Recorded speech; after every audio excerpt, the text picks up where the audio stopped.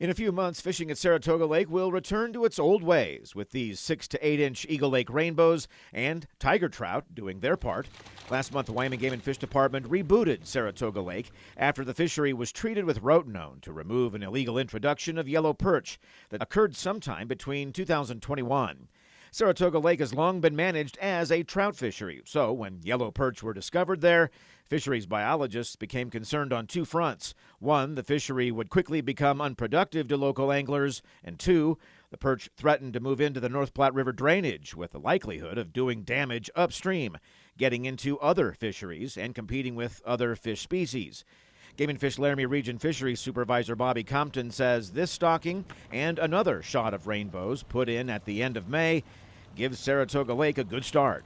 We expect those fish to grow quite well in that first summer and into fall, and so by fall and into the winter, those 6 to 8 inch fish will definitely be larger and of catchable size. We'll also add some more stocked fish in the fall, so another pulse of catchable sized rainbows, as well as some larger fish, rainbow trout from Boulder Hatchery that are in the 14 to 16 inch. So I know going into winter, the fish will be of nice size and definitely be of catchable size. These rainbows and tigers were complements of Wigwam Hatchery near Tensleep. More tiger trout and some brown trout will be part of the mix at Saratoga. Saratoga National Fish Hatchery provided 8 inch rainbows as well. We surveyed a lot of anglers about 2 or 3 years ago, and that was one of the things that they requested, was just something different. And so tiger trout are definitely unique. That's a cross between a brook trout and a brown trout. It's a sterile hybrid.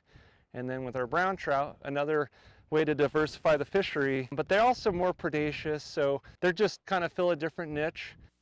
Another measure to reduce movement of undesired fish species from the North Platte into Saratoga Lake is in the form of a fish screen Game and Fish installed by partnering with the town of Saratoga and the Bureau of Land Management.